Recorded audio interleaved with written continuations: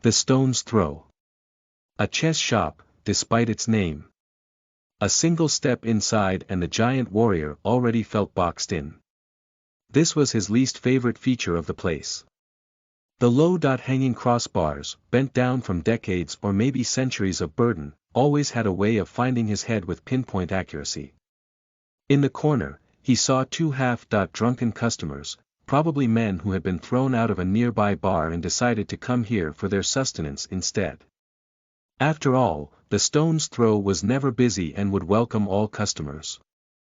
After he had guaranteed that the drunks had ignored his entry, Fidelio crossed the space filled with small tables and rough game boards until he reached what should probably be a counter, but could only be called a bar, as a look at the bottles of liquor in the back would prove.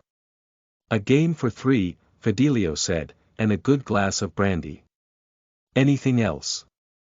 The short, skinny bartender raised an eyebrow.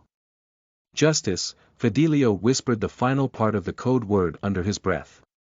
Right. That's unusual. No justice here. Maybe try the place next door, the rat-like man replied with a twinkle in his eyes. Fidelio picked up his hood between 2 fingers and lifted it up, just enough to show the rat man his face. "Pretty funny, Alaku. Now give me the damn key before I go tell your joke to your boss." I'm sure she'd find it hilarious too. As he tried to decide between looks of surprise, happiness or apology, Alaku's mouth moved in several directions at once. He had tried to skim the wrong person this time. Finally, he settled on his "it's just a joke" face and handed the large, rusty iron key to the man in his front. "No offense, young master. Weren't expecting you back this soon." In exchange for the key, Fidelio left behind a few copper coins and then made his way over to the backroom door. Out of the building, through the back alley and up the stairs, he reached the door to the upper story of the chess shop. Again Fidelio made sure that no one was around before he opened the door. Of all the people who knew this place, he didn't want to be the one to expose its existence to outsiders. The shabby establishment's upper storage had a nicer atmosphere than could be expected from the rotten exterior. For a while, Fidelio walked right, along the warm light and soft carpet, into the next building over. Its front door had been barred closed, so now the only entry was through here. When warrior had barely entered into what would now be the entry hall, he found a whirlwind rush towards him. "Brother."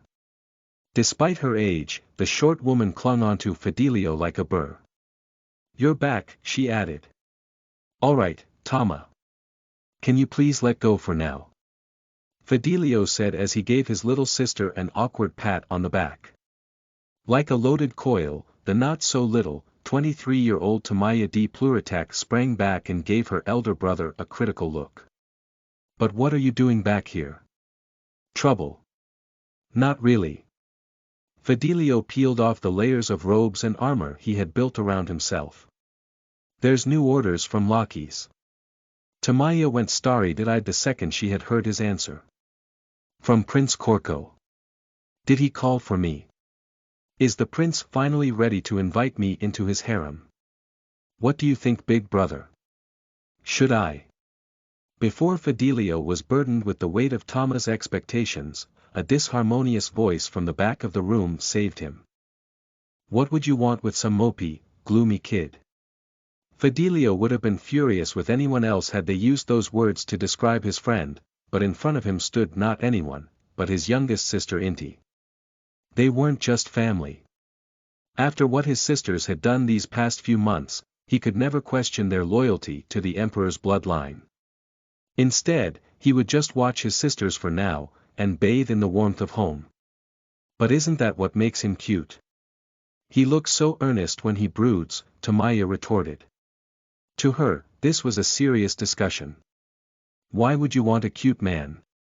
I think Prince Pasha is much better. That's what a man should look like, don't you think? Just look at your own older brother. Inti expressed disdain at her elder sister's strange preferences. But Prince Corco tries so hard even when no one appreciates it. Oh, if only Prince Corco would finally come here and meet me himself. Not happening.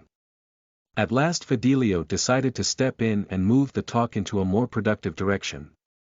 The prince is already in more than enough danger.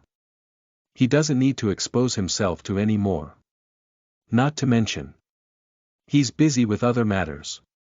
And any more connections to here could spell disaster for all of us.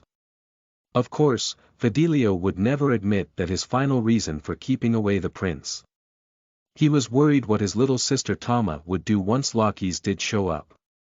So how are things going? Inti asked as the two sisters followed their brother to a table and took a seat. Looking good. By now we have secured close to a majority of nobles willing to cast their vote for us, as long as Lockies gets his nomination. So it's down to the ancestral hall then. Inti rubbed her temples over her free-flowing black hair. That sounds like a headache. Any progress? We're not sure. There has been little contact with Elder Caelestis since the banquet. We've still received some minor conveniences when it comes to the investigation into the Emperor's death, but it seems the old man has been sufficiently frustrated by his two grandsons.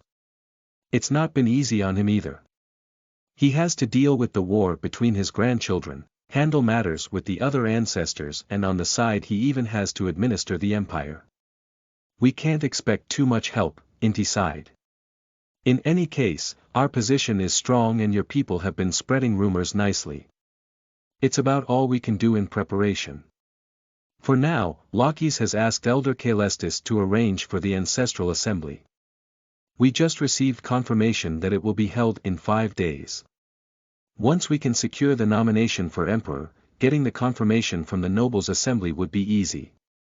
So only 5 more days until justice can be served. The flippant Tamaya suddenly revealed a dangerous look. Sometimes Fidelio really didn't know how to describe his sister's mood swings. But you made a mistake, brother, the always proper Inti corrected with a frown. They're not our people. They're the people of the emperor. And the people of his true heir.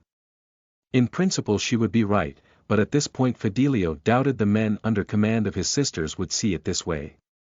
Although the emperor's death had been sudden, Emperor Titu had still found time to prepare. He had spent years building a force of secret warriors and informants and placed them in the dirtier parts of the Silver City, away from all the prying eyes he had around his throne. Once the emperor had died, his closest ally, Great General Atak, had been the one to take over the troops and help fulfill the emperor's will.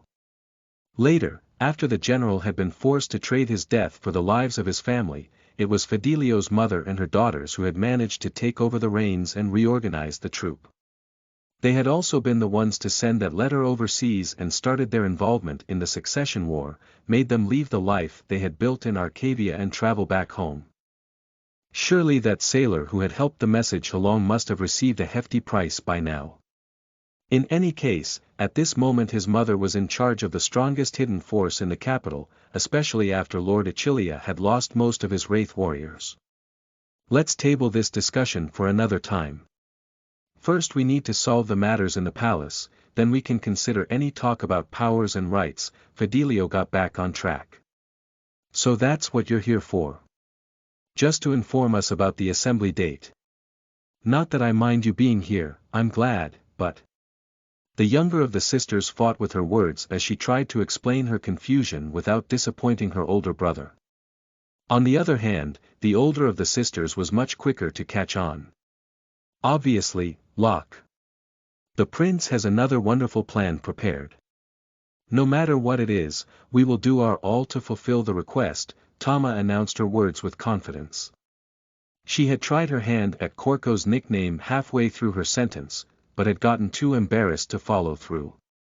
Truly a strange creature, that sister of his. That would be a bingo from the big sister, Fidelio said with a look at Tamaya. A bingo? Inti asked with raised brows. Meanwhile, Tamaya just tilted her head in calculated cuteness. Just something Lockies says sometimes. I'm not sure what it means myself. The sisters stared at him for a while, unsure of what to say in response. Anyways, Fidelio continued, it seems that strange things go on in the ghost courtyard within Pluritac Castle. Go and have some of your people investigate the place. But be careful. Well, of course we would be careful with something in the palace. It's not where we usually operate, Tama answered. Be nov calm, good, then that would be it for now. Report on anything unusual, which in the case of an abandoned court, would be anything at all. We're on it. This time Inti answered again. It seemed like the two had worked out a system since the chaos of a conversation they had gone through on his visit earlier. Will you be going back then? To gauge the time, Fidelio looked towards the cracks in the barricaded windows. No, it's getting late. At this rate I might not even make it back into the inner city before nightfall. I'll just stay here for tonight. Yay. Yes, you should really be careful at this hour. Brother, have you eaten? You should try my new stir-fried mutton chops. They'll give you strength. Brother, we can go to the sparring room until mother comes back. I'll show you, I have studied all of father's techniques. With their agreement forgotten, the two sisters started to barrage Fidelio with requests. In this tiny house, barricaded, surrounded by beggars and drunkards, Fidelio had found the warmth he had searched for ever since he had stepped into the capital. Chapter 64 Conspiracy. You are listening at novelfull.audio. What a miserable day this had been. Once again the little southern monkeys camp had gained supporters. Things could not go on like this. Absolutely not. If nothing changed, and soon, her little Pasha would be exiled. With how vicious and vengeful that southern monkey was, her precious boy might even be killed. Her own son, just like that. How dare he? If only she had sent a proper assassin rather than believe in the words of that useless foreigner. Of course the servants of a merchant would be of no help, how could she ever have thought otherwise? Had she trusted her instincts, she could have solved the problem on the very first night already. Since then, the little bastard had been shielded by all manner of people, as the number of his allies increased day by day. All the while, her own supporters had been less than helpful. Which was why she, Empress Mother Spuria Achilia, had been forced to walk past cobwebs and dusty furniture, ever deeper into the bowels of the ghost yard. After she had made the trek through the empty corridors, Spuria reached a door deep within the yard and opened it into a large room. Unlike all the other places she had passed, this one did not seem abandoned. A warm glow came from the coals in the four corners of the room. The large, open windows left a view onto what was left of the ghost yard after years of overgrowth, but of course the centerpiece of the room was the opulent bed, beautifully made up with expensive, purple drapes of silk cloth and expensive dark wood from the northern jungles. If a stranger were to stumble in here, one would think that the room was possessed by the very ghosts the dim servants believed still roamed these halls, that the ghosts had returned the room back to the time when they were still alive. Of course, Spuria knew better. After all, she had been the one to fix up the bed chamber herself. And the man who waited for her in its center knew better as well. So you have come, Celis, she said. Her voice carried a softness which would shock anyone within the capital. What is it you want, Lady Achilia? Elder Caelestis replied in a cold voice. Oh, Celis. You don't like me anymore. She came up to her company conspirator and moved in close, so she could take in those eyes of his. Those eyes she had lost herself in all those years ago. Enough. Away from me, Viper, the elder shouted. In an attempt to push away his lover, push away reality, he ran over to the window and stared outside. Annoyed, Spuria uttered the lightest of sighs. So light in fact, that the elder could not possibly hear it. This had always been her man's biggest problem. He would dare to do things, but wouldn't dare to stand up to his own deeds, his head always buried in the sand. It was her fault, really, that she had fallen for someone as weak as this. With quiet steps she came next to her man and put her hand on his shoulder. She leaned her body outside and into the cold air and turned her head so she could look at him before she continued.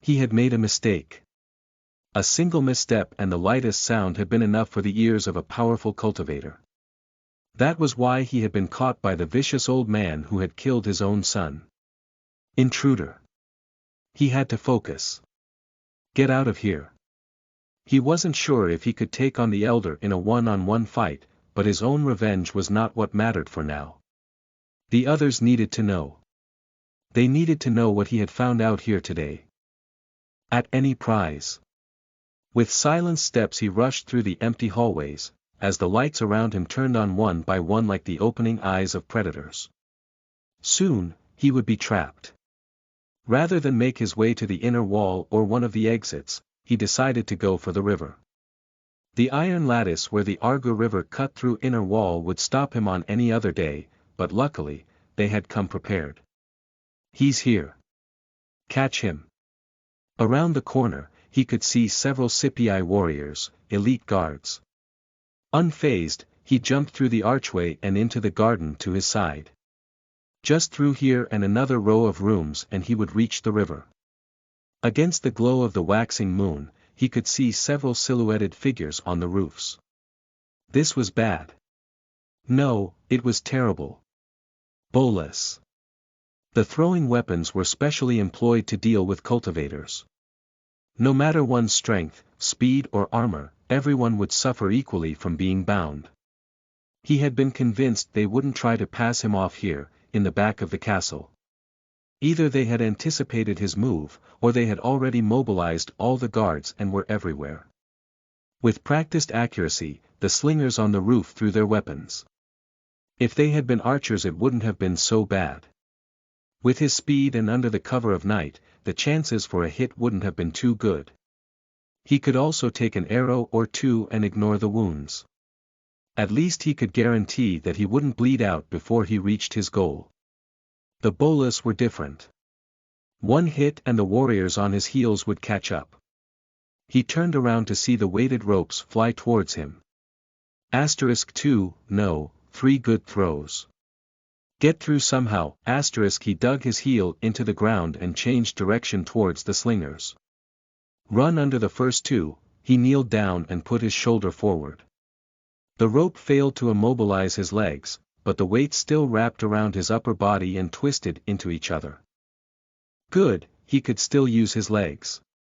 He had avoided the worst case, but his little detour had wasted too much time and momentum. The warriors were far too close now. Again he changed direction. Across the yard. To the rooms. Quickly, before they could throw again. Before they would catch up. Suddenly, he felt a hot knife run across his back. One of the warriors had thrown something. He stumbled forward, but his trained legs soon got back up to speed. Still can move. Doesn't matter, his arms were almost entirely bound, so all he could do to protect his face was to turn his head to the side as he burst through the paper door. More blood. There might be scars too. One I can't see, doesn't matter. Reach the window, he felt the cold wind of death as an axe missed his head by a hair and flew past him to smash a hole into the window. An opening. Perfect. Just need to make it bigger. The river is right below.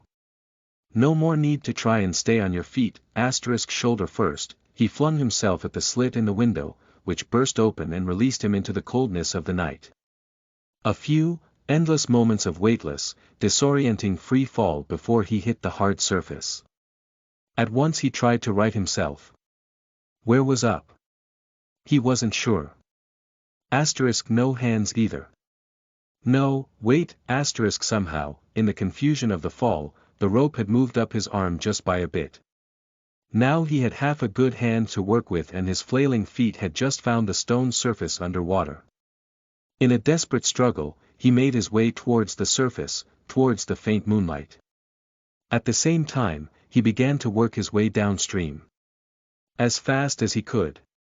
Can't come up in the same place after what had felt like hours, but could not have been more than a few seconds, he broke through the surface of the water again. Like groups of fireflies, the river reflected the agitated torches from the castle above. In the distance he could hear the shouts again, and deep within his bones, he began to feel the impossible, freezing cold of the Argu River sap the life out of his body. He couldn't swim all the way out of the palace, not in his state. Luckily, he didn't have to. Somehow, his shivering body made its way to one of the emergency measures they had prepared these past few days. Once he had reached the ring, he loosened the rope with his one clumsy hand as his head kept going in and out of water. Cork, the young master had called it. Finally, he had freed the strange device and dragged his exhausted body on top of it. Now the Verant would carry him downstream, where his brothers were already waiting for him. Luckily, they had come prepared. Chapter 65 Collecting Pieces. You are listening at novelfull.audio.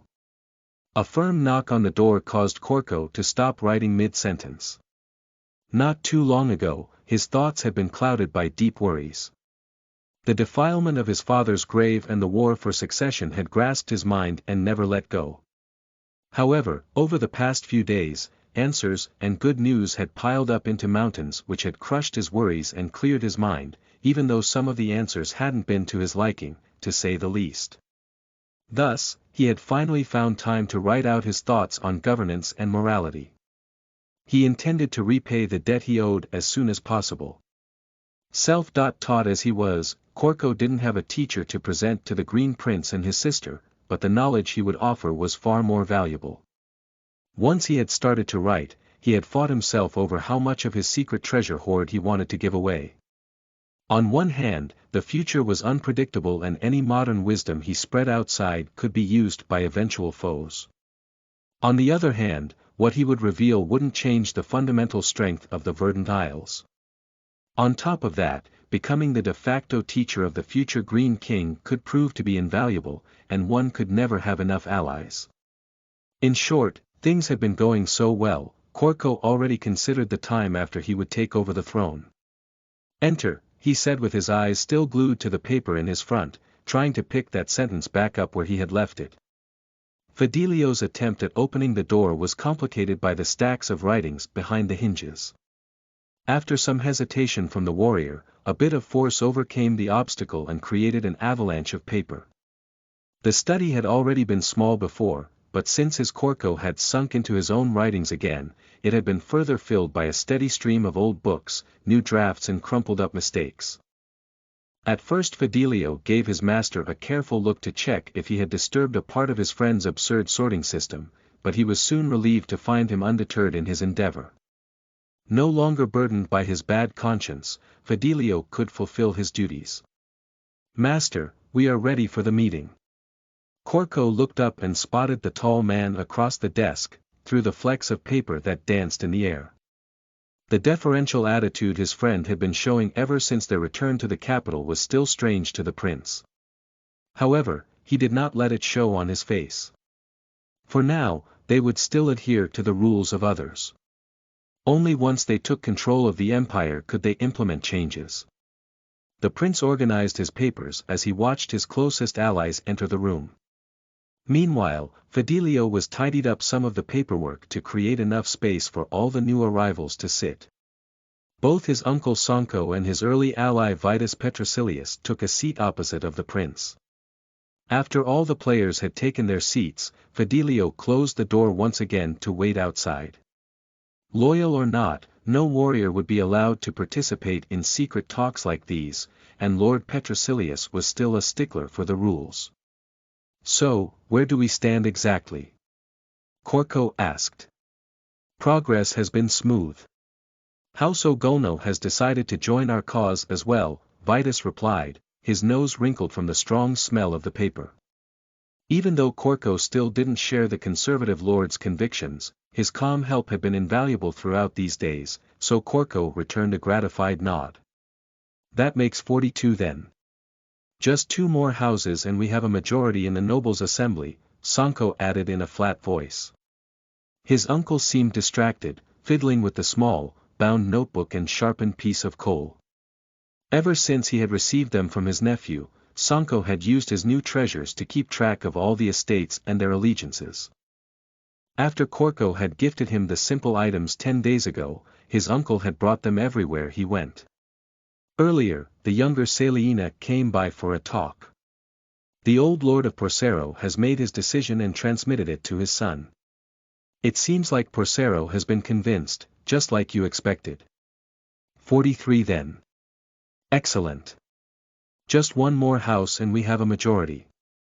His curiosity piqued, Petrosilius looked over Sanko's shoulder and stole a glimpse at the notebook. At the top of the list, he found a strange entry. What about Pluritac? Why would the prince's house not vote for him? Ugh. Sanko grunted as his forehead wrinkled in annoyance. Just the thought of the answer taxed his self-control to its limit. It took his all not to crumple up his precious notes. Instead of the incapacitated Sanko, Korko answered the question with a cynical smile. Well, technically, Spuria Achilia is the Empress Mother. Which means that, technically, she is the head of the house. Can you see that woman ever cast a vote for me? Maybe one on my execution, but nothing else. But she's an Achilia. How could she be in charge of the Pluritac vote? Vitus widened his eyes, though Korko couldn't tell whether it was in shock or in fury. The lord should have been well aware of the rules of nobility, but Korko still answered with patience. The Eastern Lord should have a hard time believing that his precious, all-powerful rules could be bent and abused to such a degree. Maybe he would see the light once he was confronted with reality. That's how it works. The second a woman leaves the doorstep for marriage, she becomes part of her new family. You knew that though. That's how our ancestors set up the rules. In any case, we will need one more name on our list. Sanko chimed in to end the pointless back and forth between his nephew and his friend. Fortunately for us, I have been invited to a meeting tonight at Lord Rubria's mansion. If we can win over one more family, one of our 2 tasks will be complete. Isn't the Rubria clan firmly entrenched in Amauta's side? What would they want with us all of a sudden? Korko smelled a conspiracy, another one. I'm not sure. But it cannot hurt to at least go over and hear them out, Sanko replied. It's strange. It makes no sense for them to invite you, especially not now, so close to the meeting of the ancestral hall. They would only make an enemy out of Amautu and draw our suspicion at the same time. You can't. Perhaps they have decided to cut their losses. Sanko cut off his nephew's worries. The final vote was far too important. With a majority of the estates behind them, not even the ancestral hall could block their path. I don't care what exactly their plans are, but at least we need to give them the courtesy and show up there. Could you? Just wait for a while, uncle. There really is no reason to chance things. Now that we're this close. My boy, you need to take hold of your chances wherever you may find them. We should finish this entire farce with one final push. For a few, endless moments, Korko sat there as he looked right into his uncle's eyes. He could see the man's firm will, his determination. The prince realized that he wouldn't change his uncle's mind. Disappointed, he relaxed his posture. Fine. But I'll come with you. Petrosilius sounded uncomfortable as he shoved his way into the conversation. Prince, your presence will be required at tonight's banquet. It will not be possible for Prince to follow Lord Sakartu along. You're kidding me, right? He's not going by himself. On this, Korko could not back down. It is part of tonight's schedule. Halfway through the night, at the height of the festivities, Lord Sakartu will return together with the final member of our alliance. The moment will bond the lords together like nothing else could. Prince's role will be to greet and entertain the guests until then. Before tomorrow's assembly, we need to put as much pressure on the ancestors as we can. With a probing look over to Sanko, the prince had figured out the game of the 2 old lords. It seemed like his uncle had recruited Petrosilius to help convince him. Korko had already wondered why the Eastern Lord had come along for a routine checkup. The worst part was that they were right. Tonight was their best chance to galvanize the lords in a single, grand event. His worry wouldn't disappear, but once he thought matters through, he realized that his brothers had no reason to attack Sanko. It would only harm their reputation and weaken their position at the assembly. After he had thought through all possible scenarios, Korko decided to ignore the gnawing feeling in his chest. His head told him that there really shouldn't be any danger, and with all the knowledge he had stored within, there really shouldn't be any outcomes he couldn't foresee. Thus he chose to acquiesce to his uncle's demands. At least you'll bring Fidelio then, as my representative. And I'll send some of my men along as protection. That should be fine, right? You really should be careful though. Unhappy with the constant nagging, Sanko wrinkled his brow. He was an accomplished warrior, after all. However, his nephew's worries were no reason to start a fight, so he decided to let the topic lie and raised his hands in capitulation. Instead, he focused on the second major hurdle in his nephew's succession. So what about the ancestral hall then? Do we even have a chance? Shouldn't really be a problem. With all the rumors floating around, we've created far more pressure than the hall can reasonably bear. We even made sure to move them up the ranks through the warriors and nobles. Together with my former status as crown prince and the strong support from the lords, we won't leave them a choice. Although Sanko opened his mouth, no sound would escape. After a short gasp, he leaned forward for his second attempt at a reply, but hesitated again. Even then, Korko already knew what this would be about. Say it. Please. Let's just get it over with, the prince said with narrowed eyes. He hadn't heard a word, but was already getting angry. We really should make use of all our cards, my boy. That secret your men fought so hard for is the strongest play we have. Make it public. If we do, we will guarantee our victory. Korko, if you could just. That's enough. Korko tried his best to be patient, but really couldn't bear to hear this. After the unsavory memory had resurfaced, the prince broke off his uncle's speech with a shout that shook the walls of the study. Uncle. I'm serious. Don't. We've already done as much as we should. I know you don't like my father. And you don't like my grandfather either. My boy. Sanko tried to apologize, but Korko had no interest in apologies right now. He needed to vent somewhere. Vent all that anger and frustration. No. I get it. You have a problem with my family, the evil northerners who killed your sister. But that's no reason to ruin the reputation of my entire house over the claims of a single spy. If we keep following this trail, we could be playing right into Amauda's hands. We have done what we needed to secure our victory. It's time to stop. With a grim mien, Korko sank back down into his chair. He was exhausted, both in body and spirit. Sanko still looked apologetic, but unsure of how to comfort his nephew, he decided it would be for the best to let matters be for now. There would always be time later to change the boy's mind. Then I will get ready for my meeting with Lord Rubria. I need you to remain calm and entertain the lords once they arrive. Swear them in on the same course. Prepare a good speech if you can. You should write it down maybe, Sanko said with a look at the flood of papers around them. Once I get back with Lord Rubria, we will be able to show strength. We will unite our forces into a firm fist to smash apart the false smiles of the Silver Palace. Yeah, I got it. The curt reply made Korko seem like a pouting kid, his arms crossed and his face towards the side. With a sigh, Sanko got up from his chair and left the room. He was sure that his nephew would calm down until tonight. After all, his temper was already much improved from before. At this point, he would only indulge in his rants in more private settings, where they couldn't be used against him. Only in private could he put down his mask and be himself. In a way, the tirade showed Sanko just how much his nephew trusted him. He was determined to honor that trust. Chapter 66 The Final Vote. You are listening at novelfull.audio. Have you heard? Prince Pachakutek. That's not possible. But who is the father then?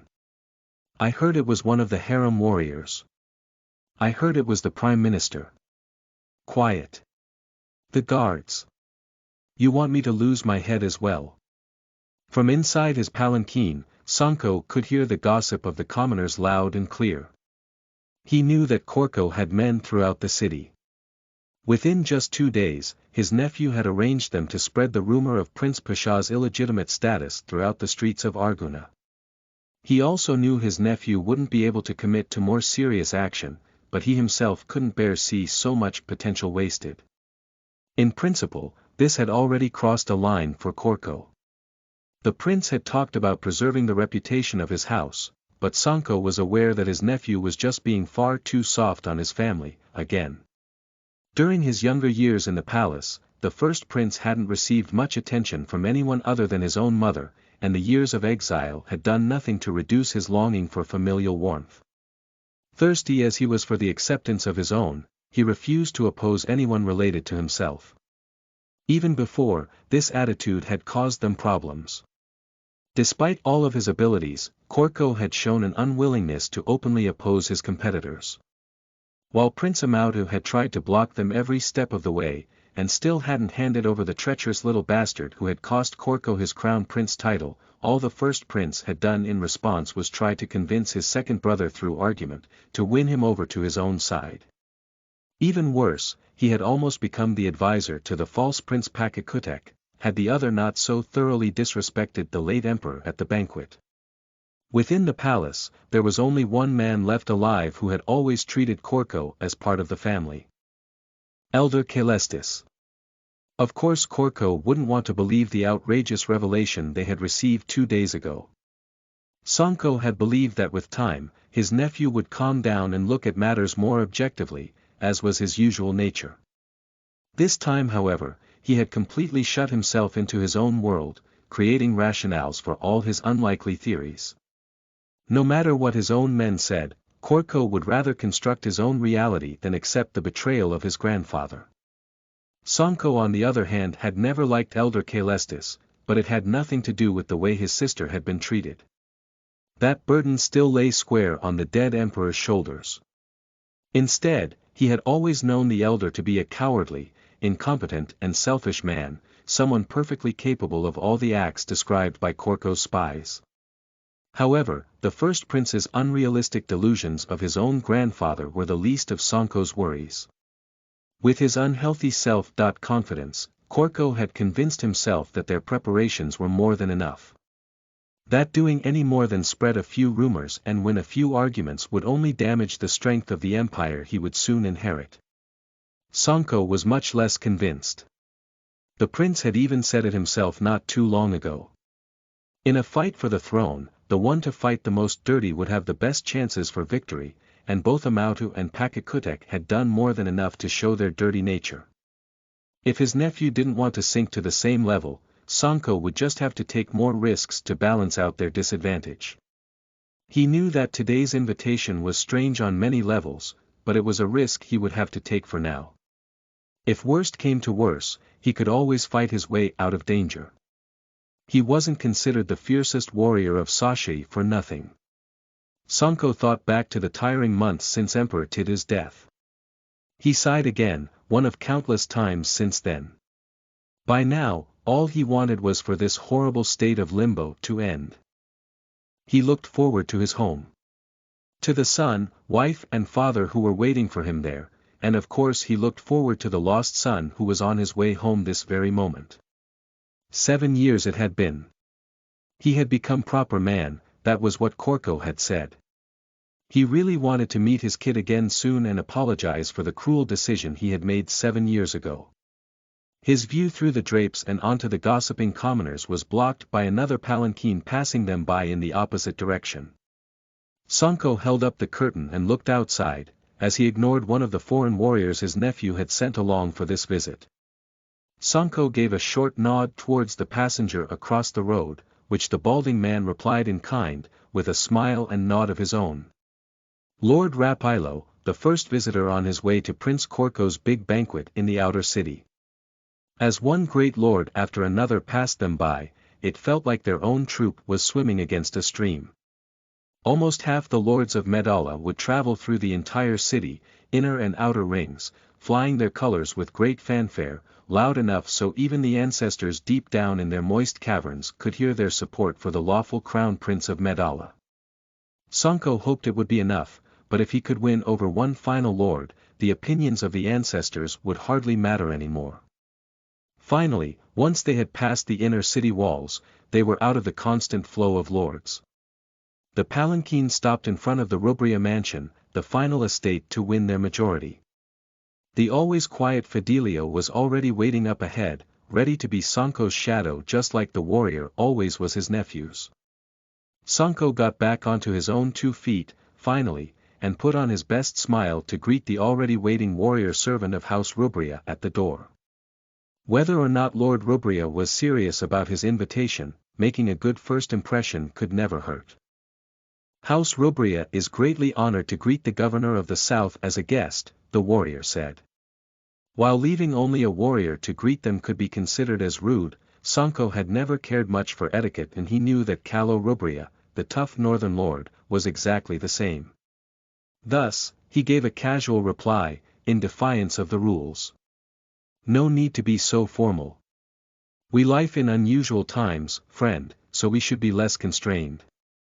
Sancho gave the servant a slap on his arm.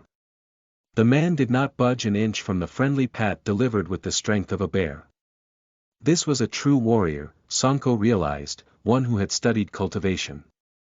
Similar to the way the emperor had treated great General Attack, this warrior should be a true confidant of House Rubria, rather than a simple servant.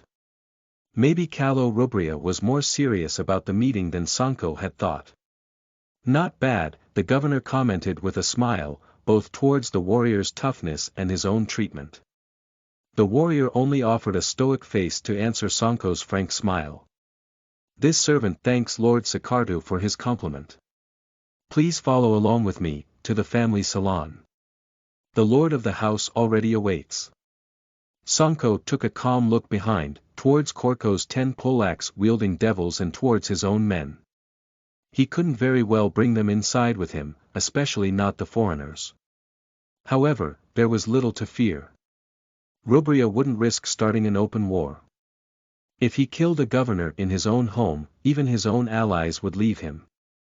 You stay outside for now. We won't be long. His guards ordered, Sancho gave a nod towards Fidelio and made his way inside the Rubria family mansion. As they walked around in the halls, Sancho observed the surroundings. Truly as expected. While the outside had been as luxurious and pointlessly opulent as any other inner city mansion, the inside could only be described as pitiable. Only the barest of furniture filled the rooms, to make sure they could provide basic use, while the walls were left blank, with none of the decoration one could expect from a lord's home. Entire rooms were left empty, serving no function but to inflate the outside appearance of the complex. No servants could be found in the large halls, with dust quietly gathering in the corners. None of this was too surprising to Sancho. After all, House Rubria had never been known for its wealth. Not to mention, as one of the northernmost provinces of Medalla, they were engaged in constant battle with the barbarians from the northern mountains. Once again, they had reached the end of winter, the time in which the bearded hordes would make their way down from their forts and seek their luck within the abundance of Yacualpa.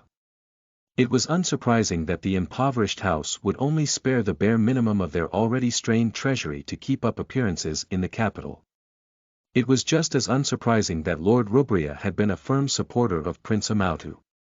After all, it had been the second prince who had promised to create a northern trade network to connect the 2 great seas. In his plans, the Rubria territory of Yawara would play a crucial role, since the experienced troops of the Lord would be necessary to defend the caravans to the south from bandits and barbarians. Thus, Amautu had promised ample funding for House Rubria, to build up their armies and compensate their losses. Finally the Rubria estate would move up from among the weakest and poorest of the houses. Finally, they could raise their heads in pride and face all other lords of Medalla as equals. This had been the reason Korko had been suspicious of their motives. On the surface, they had nothing to gain from switching sides. However, Sanko had a tendency to see the good in people, and the feisty Kalo Rubria had always been a man after his own heart. At least he would hear them out on what they had to say. Sanko had attempted to start a conversation with their guide multiple times, but the curt warrior had always cut the talks short. Thus, after minutes of silent march, they finally reached the center of the mansion. There, they found what might have been the only well-decorated room in the entire Rubria mansion. To their feet lay a thick, soft rug made from alpaca wool. A comfortable-looking set of furniture was placed around a fireplace, the glowing warmth and soft cracking of the wood inviting them for a seat. Even against the bright backdrop, Sanko could recognize the sturdy silhouette of Lord Rubria sitting in a chair by the hearth. Bino Eldem evening had long come, and with the darkness, cold had spread as well. Sanko moved in closer, to warm himself up and make sure his host would see him before they gave their greetings. Only a few steps away from the seated lord, a gust of wind, lost in the corridors and halls, had found its way into the room and towards the flames. Brought to life, the fires rose and revealed what the night had hidden. "Divines be with us," Sanko mumbled as he stared down onto the corpse. Their Lord Kalo Rubria sat, slumped into his chair. His body was covered in wounds over and over. The experienced warrior must have put up the fight of his life, but had finally succumbed to his foes as the loss of blood had sapped away his famous strength. After a second between confusion, pity and sadness, Sanko's mind went alert. The governor spun around as he drew his hand axe to face the false servant who had brought them here. He was pleased to see that Fidelio had done the same. 2 against 1, and his companion was an accomplished warrior as well. Whoever had organized this attack, whatever they had planned, he wouldn't make it easy for them. The servant seemed unperturbed by his disadvantage. All he offered in response was a mocking smile. He already held a dagger in his hand, drawn while Sanko had been distracted with his find, but rather than face his foes, he put the weapon to his own neck. Everlasting glory to the united lands of Sashi. Following the man's mad scream, warm blood spurted across the room and onto Sanko's hand and chest. The lunatic had cut his own throat. Quick-witted, Fidelio ran up to the downed opponent. He would be worth more alive. However, the attendant's attempt would be in vain. The wound is deep. He can't be saved anymore. Lord Sakartu, we should leave. Now. Yes, let us. Halfway through his answer and already turned towards the exit, Sanko caught something in the corner of his eye, from outside the window. Around the mansion, he could see a bright, flickering glow. Fire. Someone had ignited the entire mansion around them. With frantic thought, Sanko searched for a way out, but a series of sharp bangs interrupted his attempt. Sanko knew that sound, like dozens of firecrackers had gone off all at once. He had heard it back at the banquet, when Korko's devils had mowed down the Achilia troops. Fidelio stood up from the corpse and put down the visor of his heavy iron helmet. Sanko tightened the grip on his trusty axe. They were trapped. Chapter 67 Resist or Submit. You are listening at novelfull.audio. Korko's eyes swerved across the decorated front yard and the people who had taken seat at its tables. 40.2, he had a hard time putting names to all the faces, but it seemed like all of their collected allies were here to celebrate their apparent victory. As the 40.2 small groups of lords and attendants busied themselves with the food and drink in their front, they seemed to have forgotten the reason for their visit. Korko himself did his best to smile and accept the various congratulations which came towards himself. However, he found himself distracted throughout. The reason was simple. He was worried, much more than he thought he would be. Every time his eyes moved towards the entry, he just couldn't focus on his responsibilities as a host. As the day progressed, his eyes had been drawn over more and more. Sanko and Fidelio were late. By his own count, they should have returned a while ago. He had been confident before, but by now his worry had once again taken the upper hand over his confidence. With slow movements, to make sure that no one would notice his inattention, Korko looked towards the side, to the mercenary who stood guard in the corner. He would have Dedrick take a few groups of his men towards the inner city, just in case. The prince was about to excuse himself from his onerous duties to ease his mind, but like so often since his return to Medalla, his plans were subverted. Without warning, the doors of the inner yard burst open and released the outside world into the exuberant atmosphere. Since the revelry in between himself and the door across the yard drowned out all noise, Korko couldn't hear a thing the new arrivals were saying. However, just the same he could see his uncle being carried inside by several warriors, and he could see the blood as well. A chill ran down his spine. Korko shot up and sprinted towards the entrance. Like a ripple in a lake, silence spread throughout the yard as more and more lords and attendants turned their heads towards the new arrivals, alerted by the quiet wave from behind. By the time Korko had reached his uncle, the entire place was dead still. The prince looked down onto his uncle, who had by now been placed on a table by the Sakarta mansion servants. All the while, the guests whose seats had been taken up by the injured warrior had scattered around and observed in shock. There laid Lord Sanko Sakartu, motionless.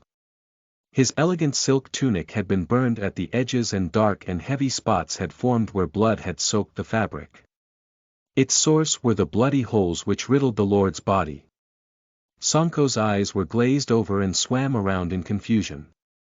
It was impossible to tell if the lord was still conscious at this point.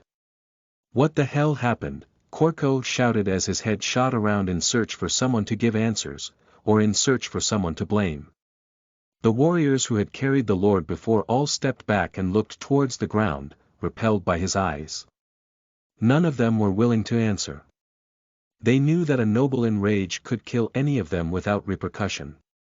Their step back, however, revealed the view onto Korko's attendant. Fidelio himself was also in a sorry state. His armor was bent and dented by countless tiny impacts.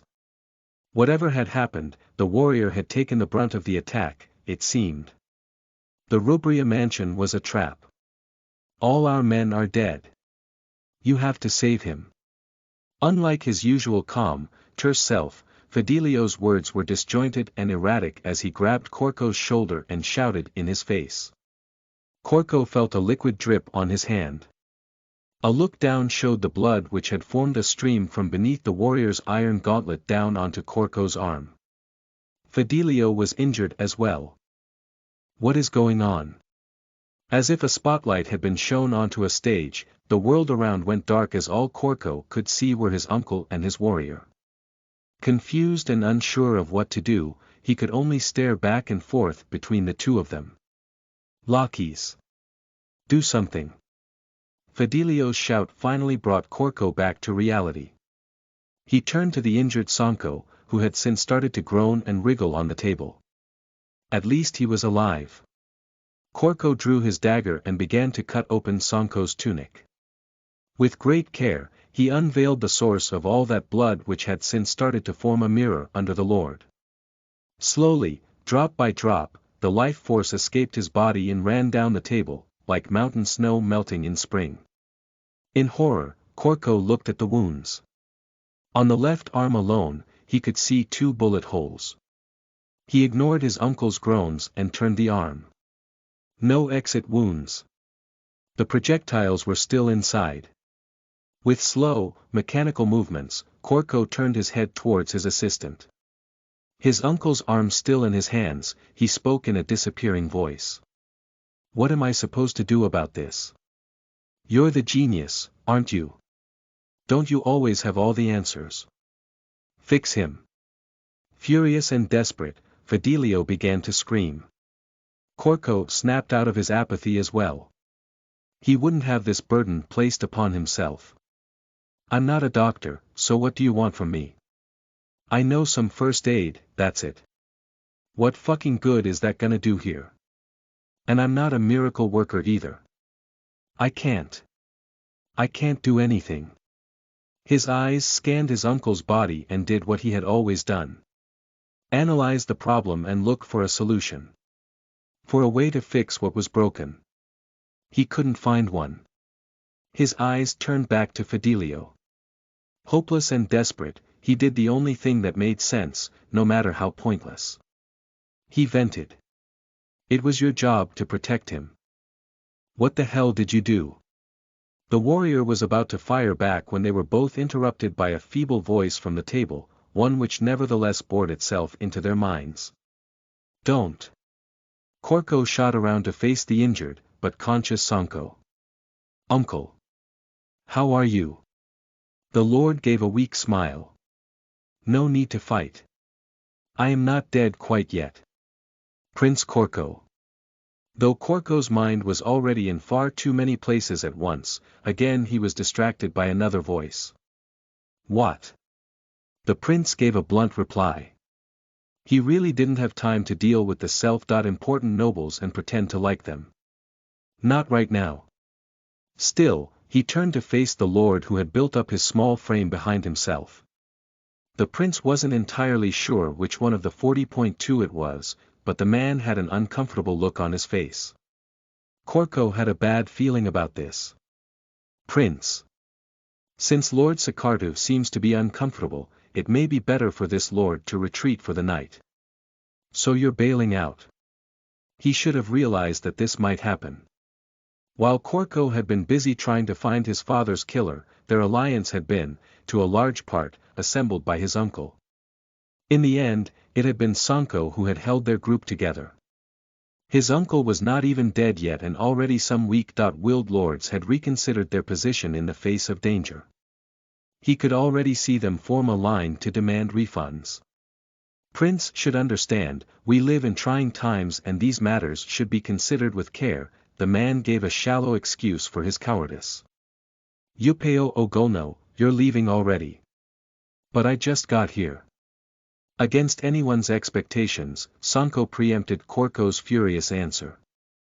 His voice much more powerful and steady than it had any right to be, Sanko left the table, to the horror of his nephew. Once again the surroundings froze, until he stood there, tall and imposing, while the life flowed out from his wounds. Yupeo Ogono. Do you not have the spirit of the great Yaku warriors? Where has our might gone? Our glory? We've already sold everything else to those snakes from across the sea. Will we sell our honor as well? Lord Sikartu, is this not somewhat dramatic? An unconvinced lord tried to justify himself, but Sanko wouldn't let the excuses slide. Septus Tinius. Is this how you shame your ancestors? Your own grandfather still resides in the ancestral hall. Will he celebrate once he finds his own heir to be a wimp, afraid of a little death? With only his eyes, Sanko commanded over the now silenced crowd. Their heads lowered in shame, all they could do was wait for the man's next, and maybe final, words. I'm sure many here are curious. Just who would do such an evil act and attack a lord of Medalla within Arguna? You want to know what happened, right? It was Amautu, that little bastard. All of it. The traitor worked with the foreigners. Bought their weapons. Lured us into a heinous trap. Under his temptation, even a mighty hero like Kalo Rubria would give up his honor. Give up his honor and betray his own kind to serve his new masters from across the seas. Is that what you want? A master to serve as you cower in the corner, your might and honor forgotten? Do you want to sit around and wait for your benefits, until you become just another pawn in their perfidious game? Any day we are without emperor will be one more chance for them to break our sacred oaths. We must fight back. And for the heroes of Yaku, there can only be one way to end this farce. We need to end this uncertainty, we need a new emperor. I can guarantee you. Tomorrow, the only one with any chance of nomination is Prince Korkapeka Titapluretak. Take this with you as my last words for you. If you want your juniors to worship you, like you have worshipped your elders, you will have to make a decision today, like our ancestors did in the Great Storm 100 years ago. Resist or submit. Think about that on your way home. Silver isn't everything. With the gravitas of a wake, one by one, the lords went up to Sanko. Some apologized, some wished him well, some just wished him a good journey. After they had said their piece, all of them turned left, without another look back. After a while, the court was empty. Only Sanko, Korko and their warriors remained. The prince looked up to his uncle, in shock and disbelief. "Uncle. You're okay. Right, it must be the cultivation. With your cultivation you should." While Korko spun fantasies on how to save his uncle's lost life, the man himself lost all his strength and sat back down onto the table, into the puddle of his own blood. By luck, he had held on long enough for all the lords to leave the mansion. He had retained his final dignity and done his final duty. No longer bound by constraints, the deep growl of an injured animal escaped his throat. "No, wait. Uncle, you're fine. With the cultivation we can save you. Dedrick. Bring me some pliers or something. We need to get rid of the bullets first." Pliers. Like for metalworking. The mercenary looked at his employer with suspicion. What good would a blacksmith's tool do here? Korko returned a blank stare upon his realization. There wouldn't be any medical pliers here. Even if he had them, with his lack of skill and experience, could he extract the deformed lead balls in the torso without ripping his uncle's guts out? Another growl ripped Korko out of his doubts. This time it had been louder. The pain must be getting worse. Korko connected the picture in his front to the symptoms in his head. Lead poisoning. Right. Acute lead poisoning, increased pain. How do we fix it? Right. A chelation agent. He looked around himself in panic, on a pointless and empty search which would make him feel in control again. However, he would find no solution to his problems. What the fuck is a fucking chelation agent? Where the fuck is it? Lockhees. A voice called his name but he couldn't hear it. Erratic, he looked back at his bleeding, screaming, dying uncle. He was still trying to fix the problems, but there were far too many and he was far too unprepared. We need to make a transfusion too. What's his blood group? He stopped for a second before he realized something else. Korko. Another voice went unnoticed. He looked down onto his hands. The evidence fit together. He had finally found the culprit. This is my fault. The reason I can't fix it is me. I could have built a microscope every time I wanted. I could have taught a proper doctor years ago, let him get some practice in. I knew they use guns, why didn't I? God fucking damn it. Don't reveal core technologies on foreign soil. Are you fucking kidding me, you selfish asshole? Hey. Amaya's son. Finally, the words from the table registered in Korko's head. Like a puppet on a string, he turned to look at Amaya's dying brother. That I don't understand what you're saying, my boy. Often I don't. But there's still some things I want to say, so you'll have to calm down. We can't have you go mad. Not now. After I'm gone. No uncle, you'll be fine. Listen to me. His uncle's second shout finally managed to calm the flustered prince. Sanko took a labored breath before he continued. After I'm gone, you'll have to carry the burden by yourself. So first you have to promise me to stay calm. No revenge until the two assemblies are over. I promise, uncle. Korko's voice was flat, drained of emotion. His previous rant had sapped all vigor from his body. At the moment he couldn't consider anything besides agreement. The killer wasn't a Mautu. What? Korko got up, his body once again brought to life by the revelation. Then why? Through a face distorted from pain, Sanko gave a shallow smile. Before today, Amautu's reputation was still fine, at least compared to that illegitimate creature. Now you have a sharp weapon against both. It's the last thing I could do to help. Please don't hate me. I had to do it. For you. For Medalla. Then who? Vilka. That old bastard. I've always hated that snake, but at least I thought he was upright. Now even he's working with the foreigners. Now, he's just like the other two. We've all spent far too much time here, in Arguna. This dirty city has corrupted us all. He's seen our success. Seen that his southern revolution would fail and decided to take action. Take me out and the alliance crumbles. He knew that. His plan won't work though. After this, you'll still have the alliance, at least for a while. Deep down, Vilka has always been a wimp, you know. In the end, the coward couldn't even face me by himself. Tell the wimp that it's my win. I'll see him on the other side, axe at the ready. Uncle, you. Yeah. I'm probably done. My stomach feels like fire. Sanko groaned as his body bent up from the pain. When you meet them again, tell Mayu and Guanca that I couldn't make it home.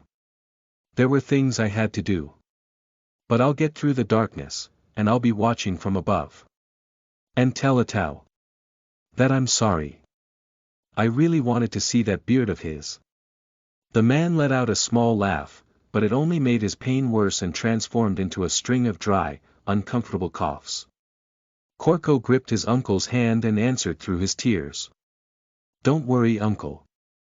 I'll get you home once you're gone. And I won't let this be in vain. I'll do whatever it takes to win. Whatever I have to. I'd rather see this country in flames than in the hands of the snakes. Just leave it to me. Just leave it to me. Throughout the night, Korko and his two warriors stayed next to the great governor of the south, long after the life had left his body. Chapter 68 Washed Away by the Rain. You are listening at novelfull.audio. Today should have been a happy day for the first prince of Medalla. Finally, the members of the ancestral hall would meet to decide on their candidate for next emperor. Not only that, after weeks of inconvenience, Korko could take off that damn sling. The regenerative powers of his cultivation technique were truly amazing. And yet, he couldn't muster a single positive thought. Like so many days in Arguna, it had started to rain again. The light drizzle had soaked Korko throughout the night, just like it had washed away all the blood. All that remained from the drama of the banquet was the prince himself, still sitting there in front of the table, though his uncle's corpse was long gone. He heard footsteps in his back, yet he still just stared at that table. The silhouette of his uncle burned into his retina. You have to get ready. It'll be time soon. He heard Fidelio's voice from behind. Korko looked up at the gray sky and let the rain drip down on his face. The sky mirrored his own feelings and replaced the tears he had lost the moment Sanko had died. He looked up there for what seemed like an eternity, lost in thought. All night he had contemplated about where he had gone wrong. About why his uncle had to die. He still didn't have all the answers, but for now, he would follow Sanko Sakarda's last wishes. Stay calm, get his uncle back home, and most importantly, don't hold back. Still weary, he turned to his friend and answered in a hoarse voice. Got it. He got up and stretched his body to shake off the fatigue of the night. What about uncle? Lord Sakardu has been under the care of his warriors. I have ensured them that after the succession, we will help them make their way home, so they will be staying here for now and hold vigil. And what about yourself? By now his friend's entire right arm was bound to his body with bandage. His thick eastern armor had shielded the worst of the bullets, but the impacts had still covered his body in bruises. There was a good chance that his arm had been broken at some point during their escape, and an especially nasty hit had penetrated the thin armor between the fingers. As of now there was no telling whether or not the warrior could save his weapon arm. I'll be fine.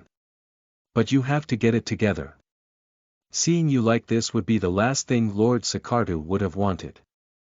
Let's go out there and fuck em up. Finally, some light returned to Korko's eyes, but it was changed, different from before.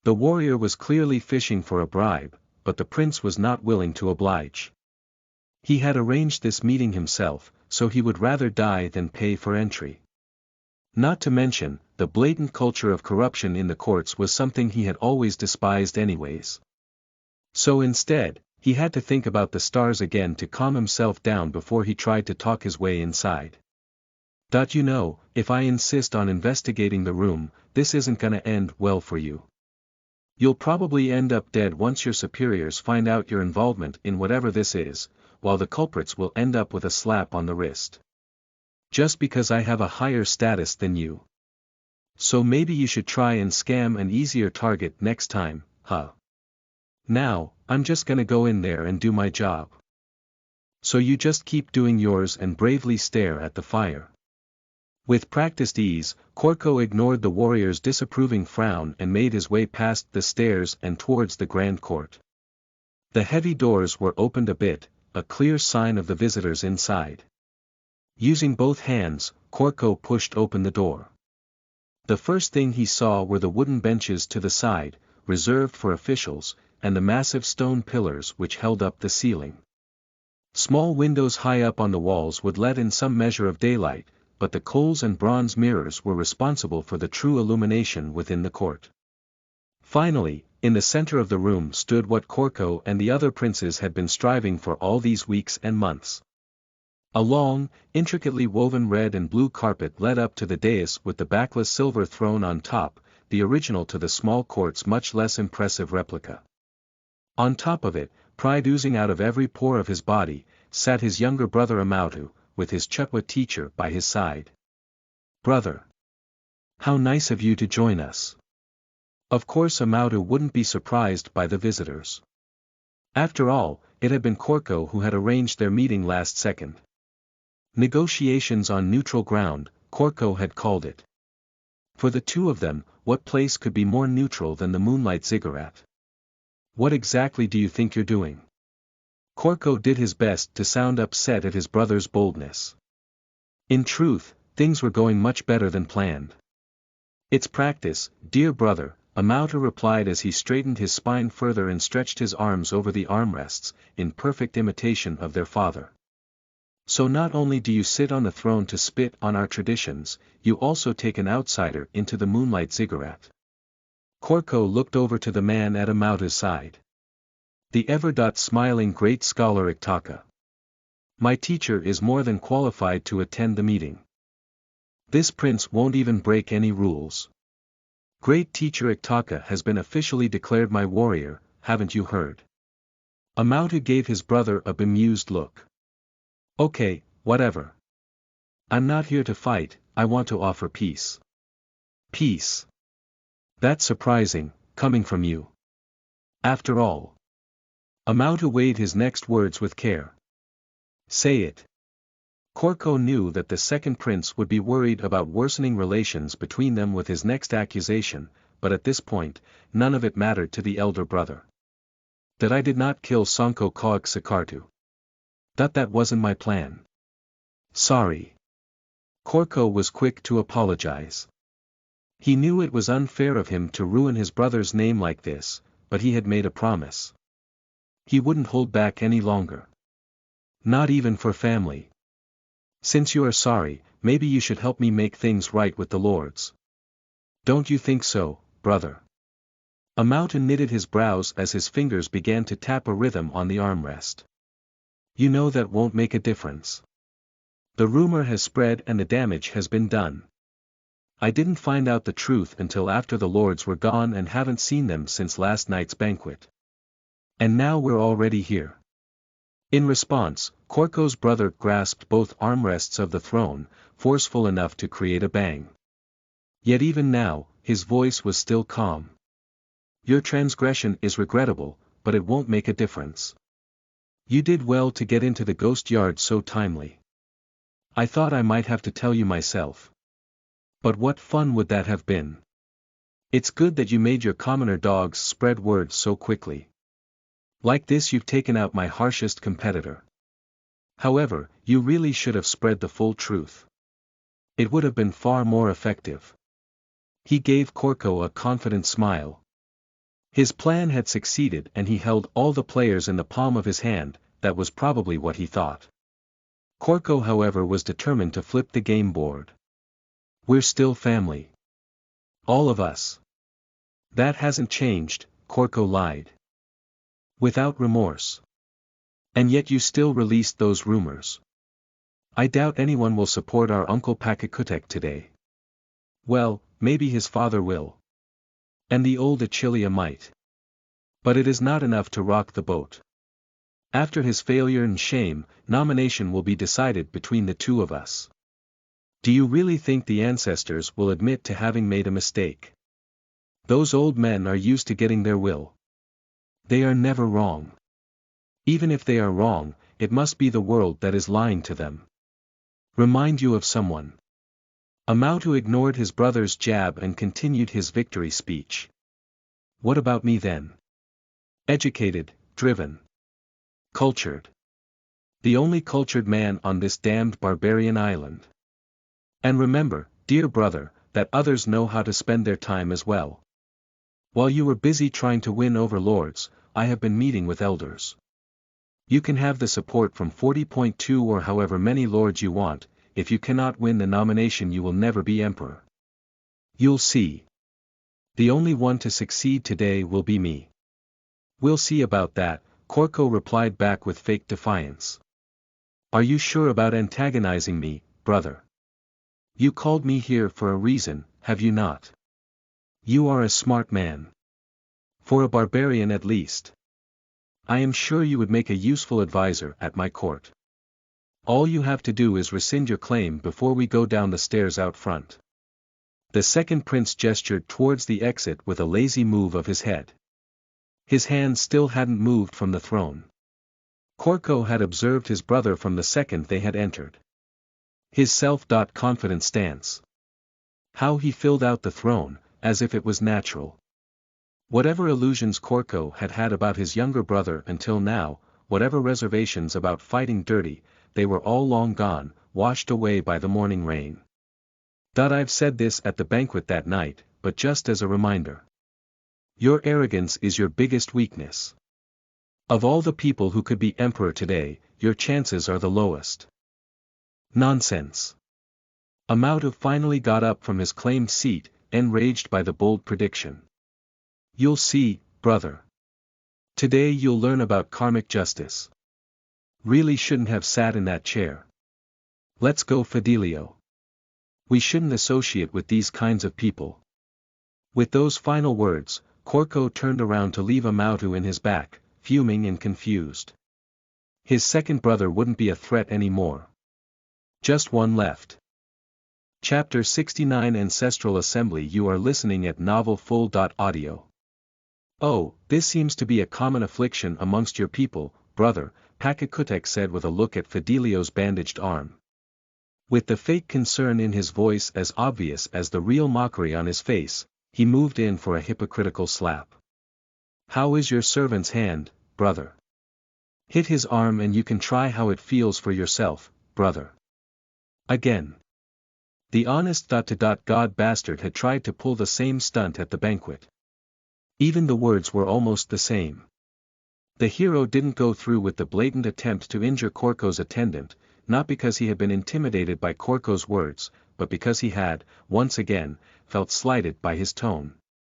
Oh, and how would you do that, Southerner, now that your beast has been defanged? You should feel honored to just stand here and watch my ascension. We shouldn't let the monkeys into the ziggurat in the first place. Ascend to what, exactly? Even if you win the throne, you'll be nothing but a puppet. The only estates still left at your side are the ones who will use and exploit you. Prince Korko should see the allegiance around himself and recognize the truth. Prince Pasha's support extends far beyond all others, all the way into my dear departed husband's own retinue. With a sneer and her trademark shrill voice, Spuria Achilia barged into the conversation. Another one. Korko had more than one score to settle with. However, her words weren't untrue. After Korko and Fidelio had made their way into the waiting hall, they had been followed by Amautu and his teacher soon after.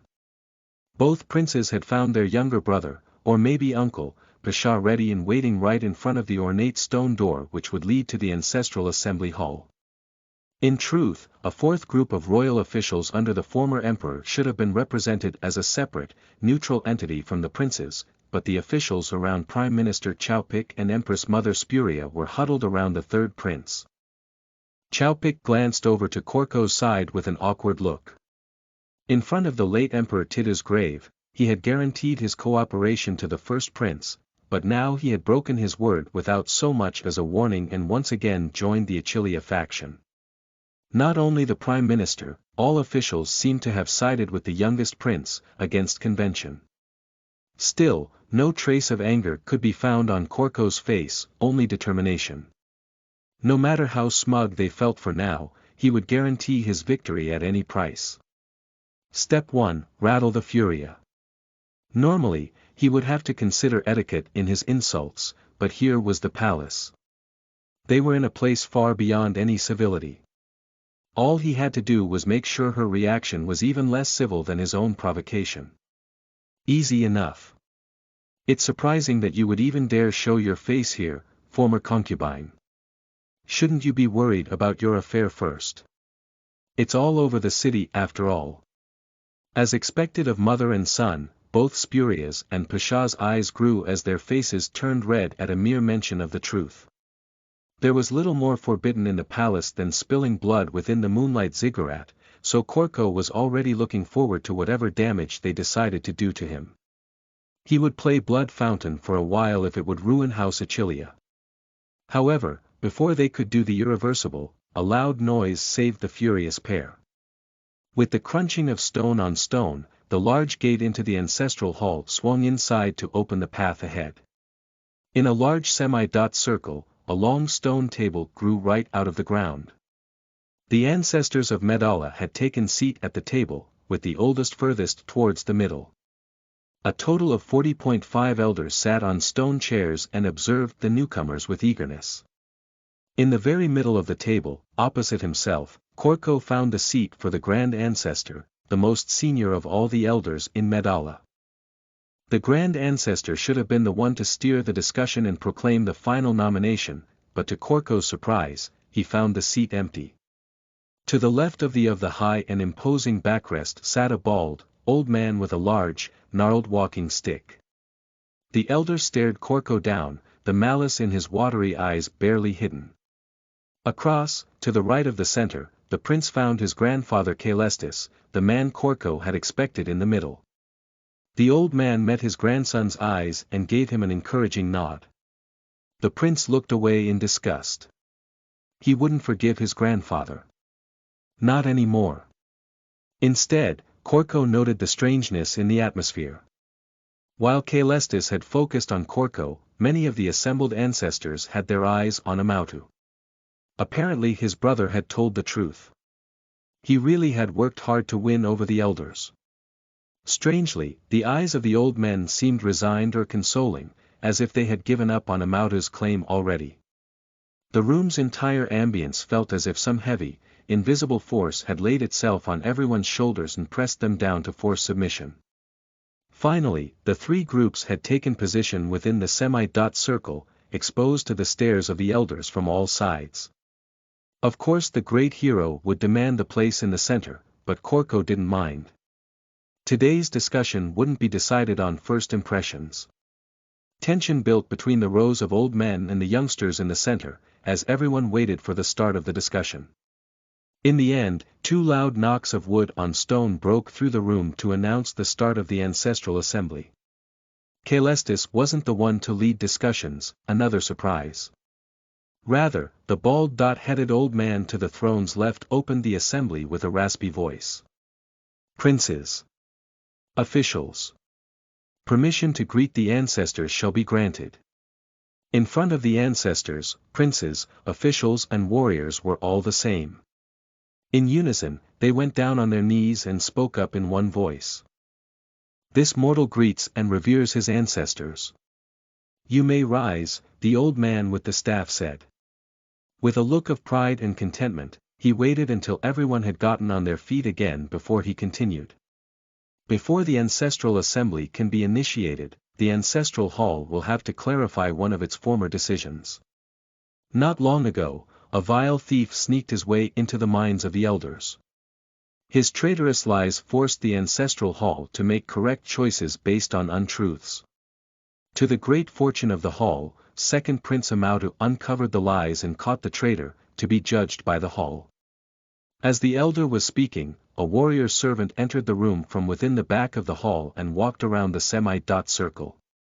He moved in front of the princes and placed a covered basket onto the floor. Thus, the ancestral hall judged the traitor guilty and left him to his deserved destiny. Without a word, the warrior pulled the cloth off the basket and presented the horrific contents to the princes and officials. Stuffed inside the basket was the head of Quirinu di Pluritac, face up. Corco wasn't sure if the terrified look on the warrior's face was just his imagination. He heard his attendant tense his muscles in his back, but didn't expect any further outbursts. Unlike his master, Fidelio knew how to control himself. Corco's biggest worry had become a reality. The ancestors had dealt with Quirinu behind closed doors. Not only could he no longer interrogate the warrior in his current state, he had also not been allowed to bring the issue up before the ancestors on his own terms and connect Quirinu's betrayal with the reinstatement of his status. Now the issue was already handled. They hadn't even mentioned his name, let alone returned his status as crown prince, but any complaints would be considered rude and only lower his chances for nomination. Throughout the assembly, he would only get one chance to say his piece. He was determined to take it. HRM. Caelestis cleared his throat to make his presence known.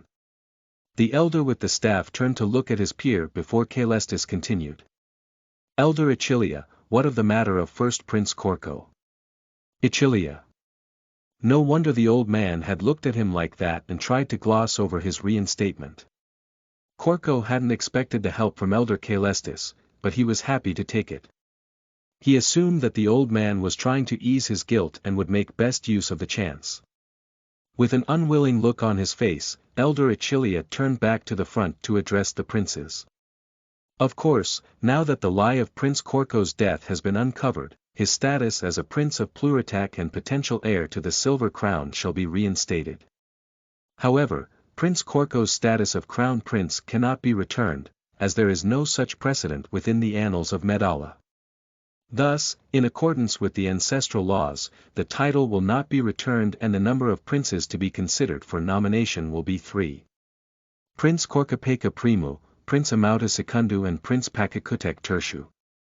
Now, the ancestors will decide on which prince will receive the honor of their recognition. If the princes feel that there are words left to appeal to the hall, they may do so before the hall's proclamation. A quiet murmur disrupted the peace within the hall. Foregoing any discussions in front of the outsiders was highly unusual. It seemed like the ancestors had already decided on a candidate and this meeting was little more than a show. Still, they couldn't deny the princes their traditional chance to speak up. This was his chance. On the surface, everything was already decided at this point.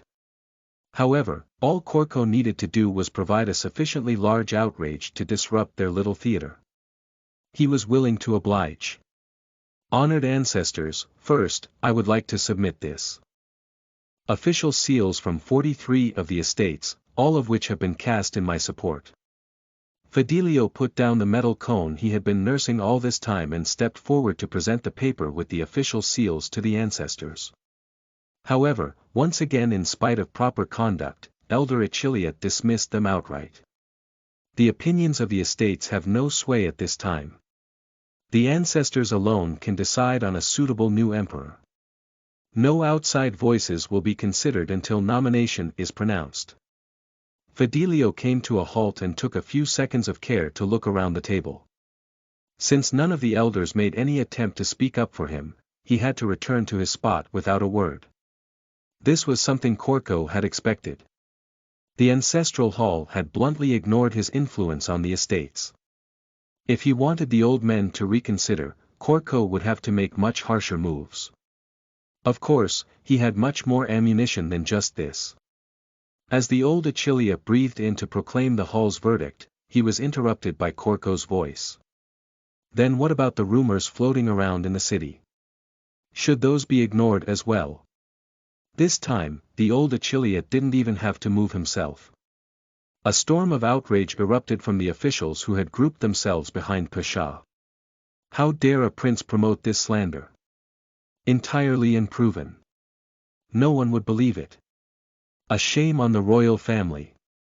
The words of commoners have no bearing on the honorable ancestors. In response to Korko's objection, the officials around the third prince and the Achillea clan simply tried to drown out Korko's words, to guarantee that the rumors would never reach the ancestors. The tactic was as obvious as it was cheap, but of course, Korko had expected no better from his competitors. Usually, the shameless tricks of the court were very useful to bury opposition under faked outrage, but Korko had come prepared. In response to the cacophony before him, he bent down to the ground and, with a sly grin, picked up the metal cone they had managed to smuggle inside. Okay, let's calm down, folks. You're not gonna win a screaming match. Now how about we respect the occasion and go one at a time? The blaring sound of the megaphone droned throughout the hall and first overpowered, and then silenced the voices. Everyone looked at Korko in bewilderment, unsure of what had happened. Satisfied, he put down the megaphone and continued in a normal volume. You want to keep bickering, do you? I can do this all day. I'll burst your ears before I let myself get censored by this crap. He looked around the room, his eyes scanning over everyone who had played along in the little charade. He saw many unwilling faces, but not one sound came in response. Good. So let's first state the rumors, for the sake of completeness. First, after Emperor Tidu's passing, the third prince and second prince have shown an utter lack of respect towards the customs of Medalla. They've never visited their father after the start of his journey. Do I need to prove that? That's just an open secret in the city. Everyone knows. If you feel unconvinced, you're free to ask the Pachayana. He'll tell you all about it. That is not enough reason to rescind a prince's qualification to the throne. Thus, it is irrelevant. Elder Achillea responded with a hard look and a stern voice. He was determined to let an offspring of Achillea land on the throne, no matter what. Not convinced, are you? Okay, then let's continue with the easier one first. Prince Amautu has repeatedly shown to have no respect for any of our rules or customs, again something that's easy to prove. How could someone like that, someone who spits on our traditions, be considered as heir to the throne? He can't be considered a potential candidate, right? There is no proof for any of these claims, Amautu replied from the side. There isn't. My uncle, the governor of the south, was killed by your followers. Korko pointed at Amautu. He identified his killer before his death. How's that for proof? Ridiculous. How could the word of a southern barbarian count more than the word of a royal prince? Amautu shot back. His look had turned stern, as he realized that Elder Achillea would make no attempt to defend him. However, while he didn't have the officials or House Achillea on his side, the second prince still had allies in the room. This time, it was the ancestors around the table who did their best to support Amautu and bury Korko's claims. There is entirely no proof of this. Why would a prince sink so low? They were the deeds of the lords, not the deeds of the prince. Surely Lord Rubria must have had a personal grudge with. Are we still doing this? Seriously. Korko's second use of the megaphone brought an end to the second act of the play. This time he wouldn't wait for dramatic effect. This time, he immediately fired his next shot. This one would prove deadly. Okay, let's forget about rumors and hearsay. Let's go with things I can prove beyond the shadow of a doubt. On my way here, I saw my good brother, Prince Amautu, sitting on the royal throne. I wonder if that's enough for the honored ancestors. Korko watched the elders with narrowed eyes as they traded nervous glances. They had been prepared for the rumors on the street, but they hadn't expected this one. Out of the corner of his eye, he could see one of the elders open his mouth, but a quick twitch of Korko's megaphone hand silenced any criticism before it arrived. The old men seemed unsure of what to do, but Amautu was still calm, still adamant in blocking whatever Korko had planned. This prince truly hopes brother will be able to provide solid proof of this outrageous claim. Otherwise, it will be considered a great sin against the ancestors. The last liar against the ancestral hall still lies at your feet, so choose your words wisely, Prince Korko. The entire table seemed to heave in a collective breath of relief. It seemed like the prince had found the perfect answer to his brother's scandalous revelation. If Prince Korko couldn't provide any proof, his own crimes were enough to remove him from the line of succession. Once the disturbance would be disposed of, the assembly could, finally, proceed as planned. Proof. Sure, I have proof. I'll have to trouble someone to get me some writing utensils. You know, paper, some ink or coal, a brush and a small knife. Prince, this servant will provide assistance, Prime Minister Chowpik said. Another surprise for Korko within this day of surprises. Even before, he had seen that the old politician hadn't played along in the little screaming contest he had engaged in with the other officials, but at most, Korko had expected the opportunist to stay neutral. Confused, he watched Chowpik leave through a side door which housed an office, before he began the attack which would destroy one half of his competition. Now then, who knows what a fingerprint is? Chapter 71 Down, 1 to go. You are listening at novelfull.audio. In clear contrast with the earlier noise, the ancestral hall had been taken over by a quiet murmur. No one had expected this strange turn of events. The first prince had proven unusually persistent, even when pressured. Korko himself didn't care about anyone's opinion. His confidence as high as ever, he could bask in the sound of their confusion until Chowpik returned and handed him the utensils he had asked for. Okay, let's get. As all the elders around the table schemed a response to help Prince Amautu, they continued their whispering to find out just what the strange first prince had planned. Unhappy with the lack of attention, Korko looked around the room. You really want me to take the megaphone out again? Let's calm down, okay. A false smile, and a few seconds later, the conversations had calmed down enough for Korko to start his explanation. Good. Now then. Here's how this works. Korko took a seat on the ground in the center of the room and began to prepare his supplies. He took the inkstone and knife and began to shave flecks of black pigment onto a piece of paper. First off, anyone who leaves this room from now on will be complicit in a crime. If you leave now, the only reason to do so would be to tamper with the evidence in the grand court up above. Let's be careful about that, shall we? Fidelio had taken position at the door to guarantee no one would sneak out, but you could never be too certain. Korko decided to put an additional stigma on any of Amautu's allies before they could take action. Meanwhile, he had finished amassing a mound of black dust and proceeded to clean his fingers of any residual ink with a soft cloth. Now then, on to the meat of the issue. I'll press my fingers onto this piece of paper. The paper is completely clean, as are my fingers, what with me cleaning them and all.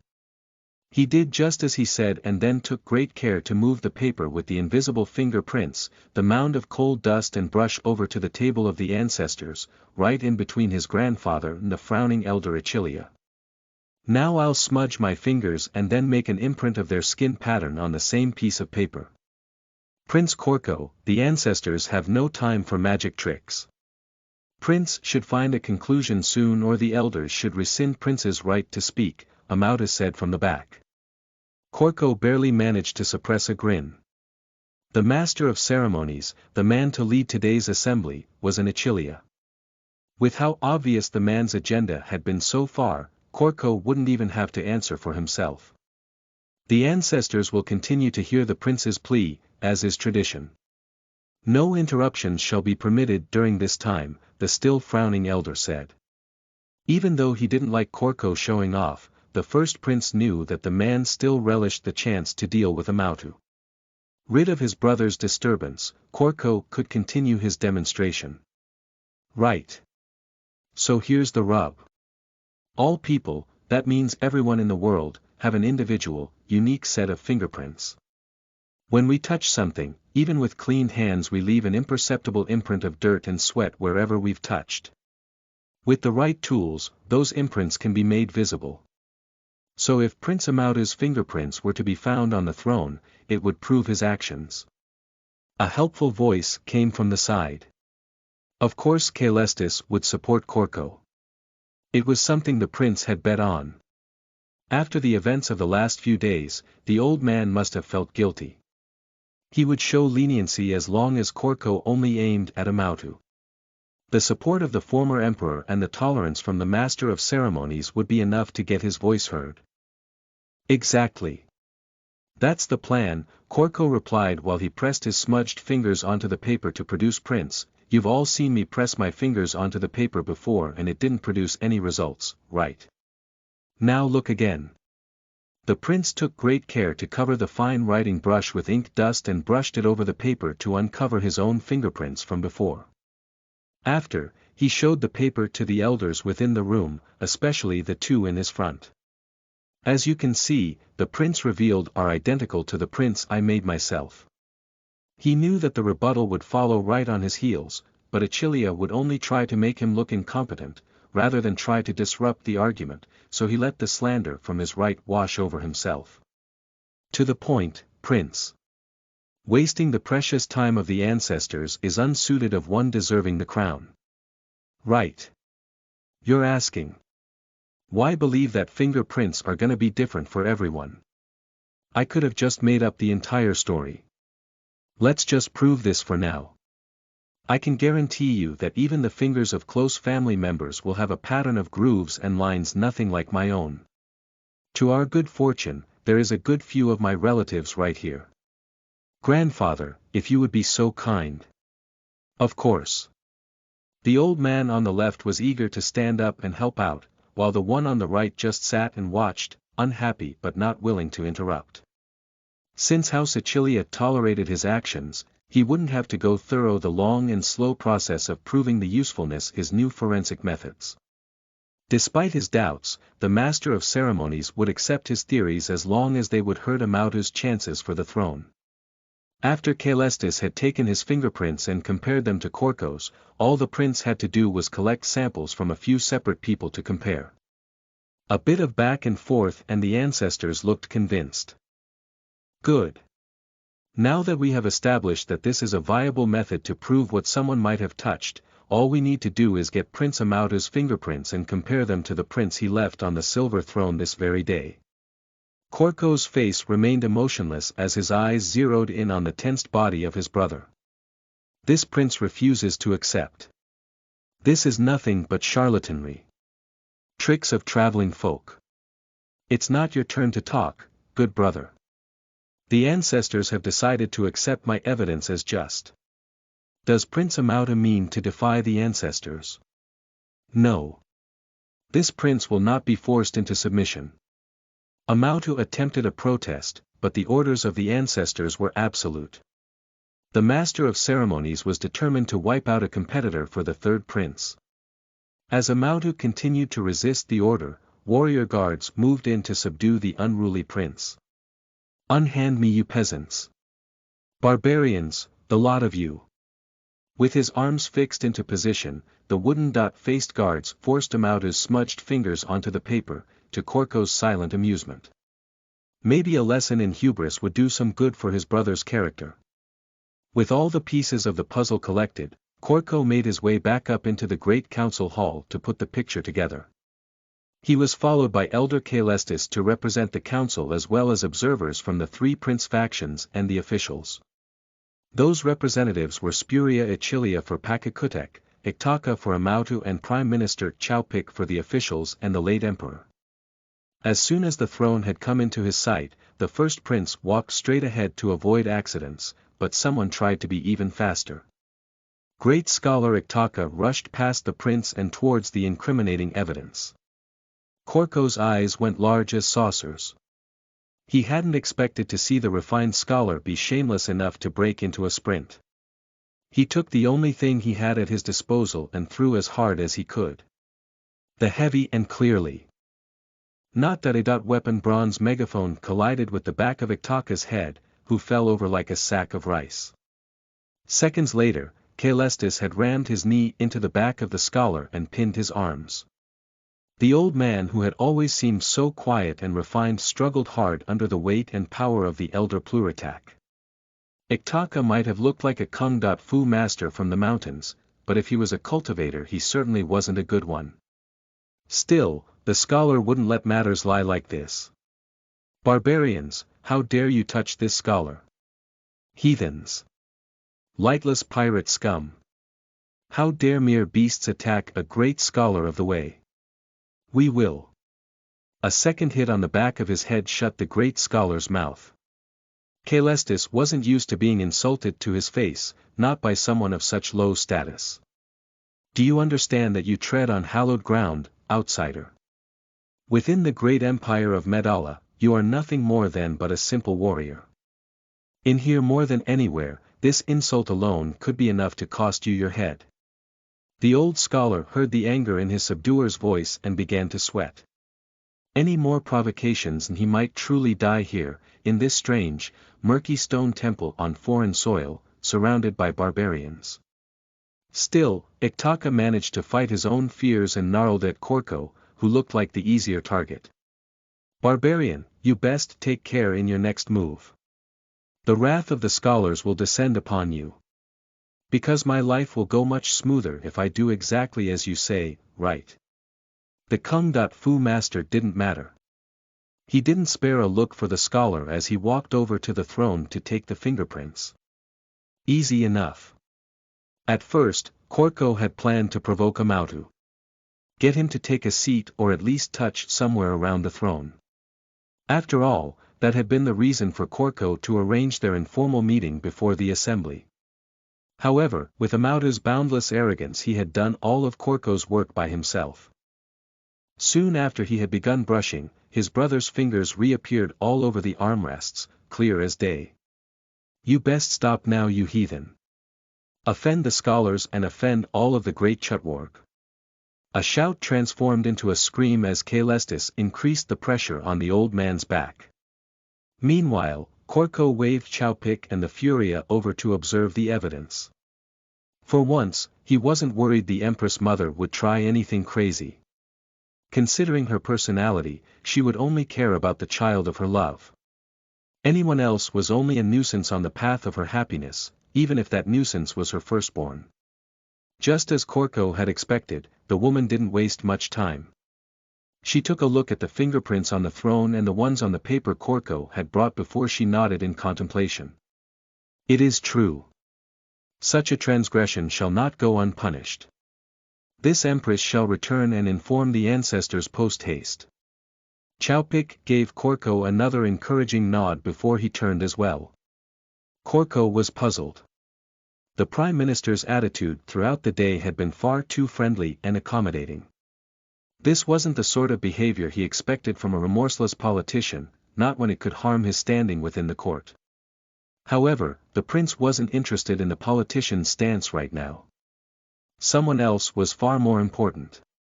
Grandfather, you will stay for a while. There are still things we need to discuss. Korko's stern voice made Caelestis halt in his tracks. He had already begun to push Iktaka out of the room, but turned to look over his shoulder, as did the other witnesses. Lackeys, maybe the matter can wait until after the pronouncement of the ancestral hall. It can't. Everyone else can go ahead. Prince Korko, this is highly unusual.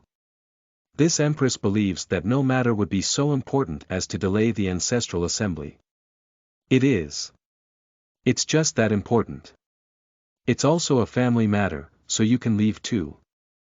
As the head of House Pluritak, this empress is duty-bound to stay and listen to any matter related to the house. This empress will make sure Prince will stay respectful towards Elder Caelestis. After the revelations of the past days, Korko understood why the woman was so adamant in protecting Caelestis. It made him even more irritable towards Spuria than usual. While his face was still unmoving, he spoke in a sharp tone that verged on threat. It's about my father and the investigation into his murder. As one of the main suspects, you can't stay here, concubine. How dare? Spuria. Her angry words were interrupted by the firm shout of Caelestis.